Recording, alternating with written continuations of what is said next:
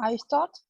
Yeah, you can. I think you can start. I can see that Manon is coming. Auguste is coming as well. Okay. Okay. So I start. Hello, everybody.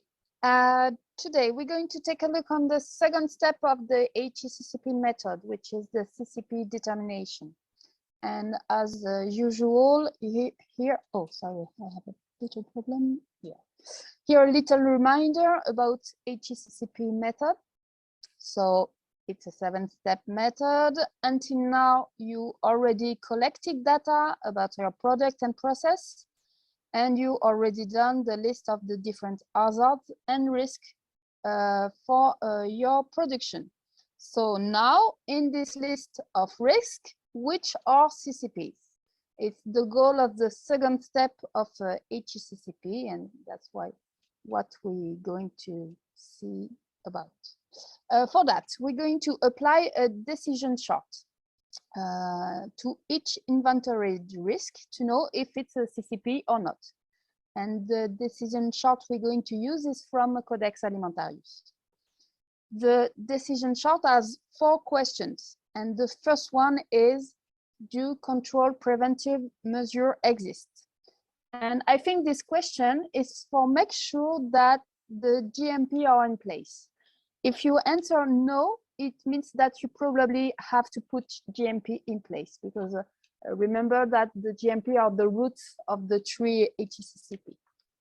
For example, for example, you inventoried a risk of contamination by a physical hazard from label. It's an example. And you don't have any preventive measure. So no hygiene workers procedure or training. That is not possible.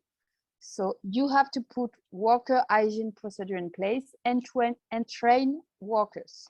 So for me, the first question is here to make sure that the GMP are in place. If you answer no to the first question and you also answer no to the next question, is control as a step necessary for safety? Is not a CCP. But my question for you is, what kind of risk have you inventoried if safety of this step is not necessary? So I don't have any example for that. So most of the time you're going to answer yes and go to the next question. The second question of the decision tree is the step specifically designed to eliminate or reduce the likely occurrence of hazard to an acceptable level? Here you see that you less question the risk than the goal of the steps. This question identify the process steps which work by hazard destruction. So let me explain. I'm used to say that there is 4 levels in food preservation: pH, activity of water, cold treatment, and heat treatment. But among these 4 levels, only heat treatment works by destruction of the hazard. The other one works by modification of the environment of the hazard. So you probably answer yes to the question if the step is a heat treatment, and no for the other one. But all the thermal treatment are not CCP because of the acceptable level concept. Here, an example of 2 thermal treatment. One is blanching and the other one is sterilizing vegetables. Both works by thermal destruction of microorganisms, enzymes, etc. But the destruction level is very different. Here, for blanching, is just a reduction. And here, for sterilizing, it's a total destruction. So for blanching, I will answer no. And for sterilization, I will answer yes. And if I answer yes, then I know that this step is a CCP. And it's not necessary to answer the other question of the decision chart. And I know that I will have to focus on this process, on this step, sorry. I begin again. I will have to focus on these process steps in my HCCP plan. And if I answer no, then I go to the next question. The third question is, could contamination with identified hazard occur in excess of acceptable level, or could this increase to unacceptable levels? For this question, if you consider biological hazard, you will always answer yes, because any microorganism can grow, spread, and meet an acceptable level. For physical and chemical hazards, it's more difficult to answer because it depends on the amount of contamination. If there is no risk of meeting an acceptable level, it's not a CCP. But most of the time, you will answer yes and go to the next question. Oh, sorry. There is a miss. So here, no, yes, sorry. Okay. The last question, the question number 4, is, will a subsequent step eliminate identified hazard or reduce likely occurrence to an acceptable level?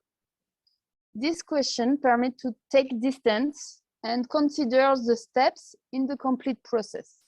That means, for example, with this chart, if there is a problem at step 3, what happens after?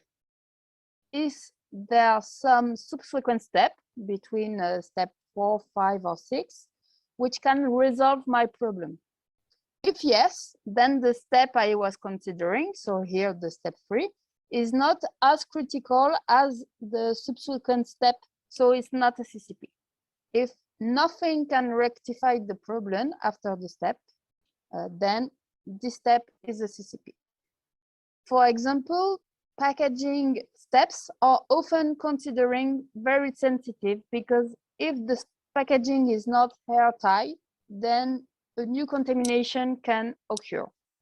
And this is true even if the packaging step is before a heat treatment. For example, with sterilization, canning, steaming, and sterilization just after. Because a heat treatment can solve the problem of microorganism rate, but cannot solve a airtight problem. So often the packaging process are considering as a CCP. So that's it for the decision chart. I put the link of the complete decision chart with the 4 questions in the pad, with the link of this lecture. And for your project, you have to apply this decision chart to each line of your risks board. Last thing, sorry. Using a decision chart, it's a big help in a CCP determination process, but you will probably find more CCP than a company declares. And it's because 2 things. The first one is a CCP means a lot of restrictive procedure for companies. So the less company have CCP, the better it is. And the second thing is HCCP is a part of the global sanitary control system of a company. So the GMP monitoring forms are often enough to prove that companies work well. In France, national control services approve an HCCP plan. So if they are agree with a limited list of well-managed CCPs in parallel of GMP monitoring forms, I think it's okay. Probably for your 2 products, the tom yum soup and the green curry with tuna, you should normally find 2 CCPs. And that is for this lecture. Thank you for your attention, and I'm ready if you have questions.